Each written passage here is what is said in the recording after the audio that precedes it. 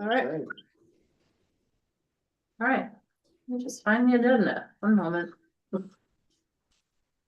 Okay, welcome, this is a regularly scheduled city council workshop. Today is Monday, June 9th. It is 6:13 p.m. Around the table, we have Councilor Leonard, Councilor Beck, Councilor Tremble, Councilor Fish, Councilor Dean, Councilor Fournier, myself, Council Chair Pelletier. We are joined by interim city manager Courtney O'Donnell. First item on the I'm sorry, and Councilor Mallard, who is joining us via Zoom and appears to be on a train. Our first item on the agenda is city manager updates.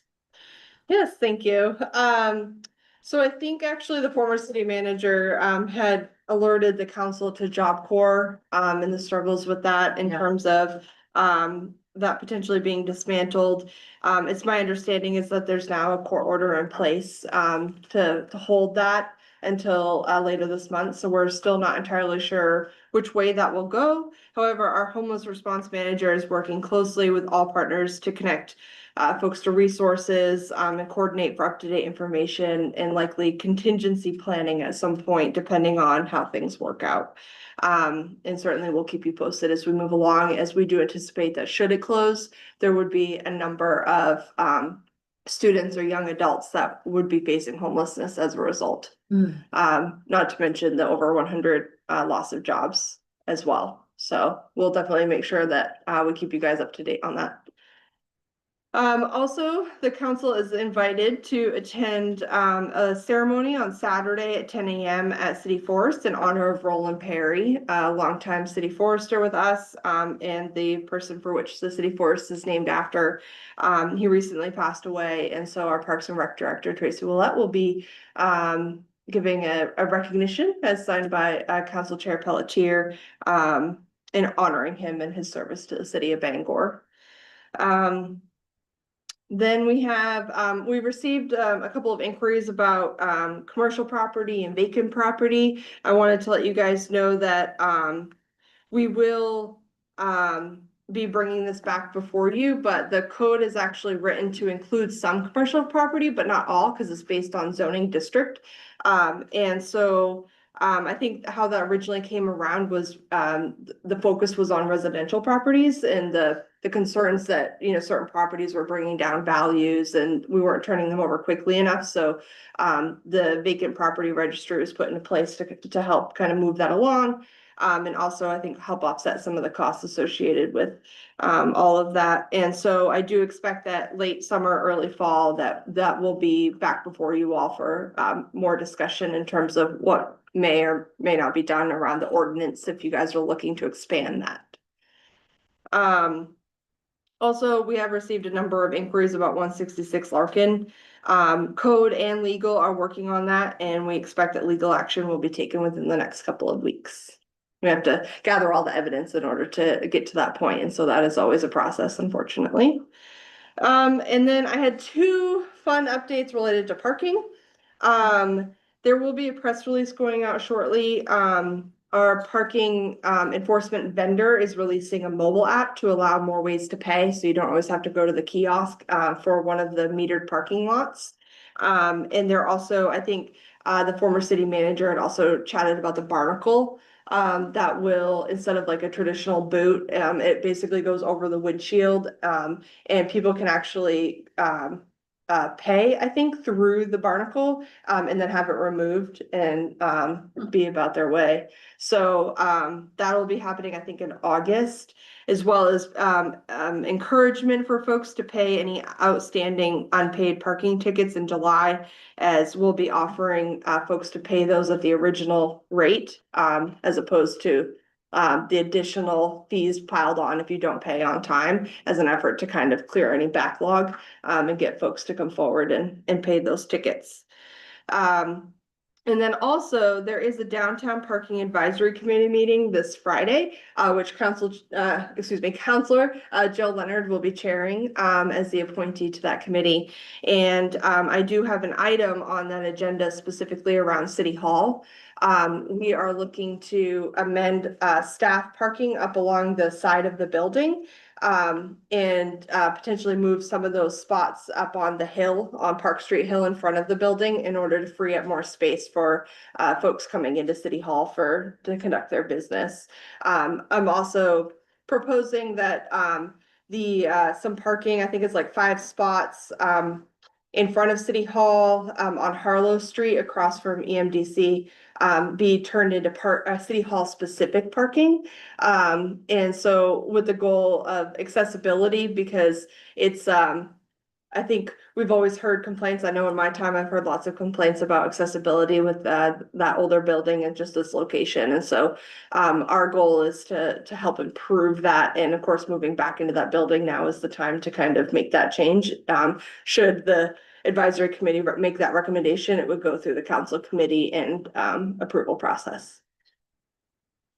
And then lastly, and then I can certainly answer any questions if you have any. Of course, next Monday, the 16th, our new city manager, Carolyn Lear, will be starting. We want to give her a little bit of time to get settled, but we'll certainly work to schedule a public reception in the near future so folks can come in and meet with her. And I'll also be working through with her like an onboarding plan to make sure that she's given a good overview, tour all the different departments, be brought up to speed on current projects, and things of that nature. So we're looking forward to that. I don't want to blindside you on your parking proposal, but just so you know, my initial reaction is I would be very opposed to the designated on-street, Carlo Street for City Hall. Every business, and I don't think we should treat ourselves different than any other business. Any business in this downtown wants parking in front of their business, and we would not let any other business in downtown have designated parking spots in front of their business. So just because we're the city and we can do it, doesn't mean we should do it. I think we've already got on the hill, I think we already have, it says special permit required that we use for city employees. I don't think any other business in downtown that gets a special permit where they can have on-street parking. So we're already using on-street parking that nobody else gets to use. So to add more, I don't know, I need to, initially I'm not gonna be too excited about it. I will say it's a twofold proposal, with the second half being those designated spots on the Harlow Street side. I mean, if those don't go through, I think that's perfectly fine. The thought is that if there was gonna be a trade-off in terms of some staff parking, that folks might appreciate additional parking up next to the building as opposed to over up on the higher end of the hill. We know that folks come and go a lot toward the bottom of that hill, especially over into Redmond, Winchell or whatnot. So our thought is if we were up further, that would create less of a disturbance or an issue for folks that are seeking to access all of those different buildings in that area. Councilor Leonard? Just on the parking committee itself, in the past, when the committee chair, who has always been a counselor, because of scheduling conflicts or whatever, and they weren't able to show up, at least when I was on the committee at the time and not a counselor, if the chair was not there, then the meeting could not happen without that counselor there. And correct me if I'm wrong, I would also be a voting member of this committee as well. I believe so. Yeah. The ordinance is written that the counselor is the committee chair. Yeah, so I think, and obviously we can't change this but before the first meeting, but I think it would actually be really important for a future meeting to adjust the procedures of this committee so that the chair can actually be a non-counselor citizen, and then the counselor itself can act as more of a liaison without a vote on there.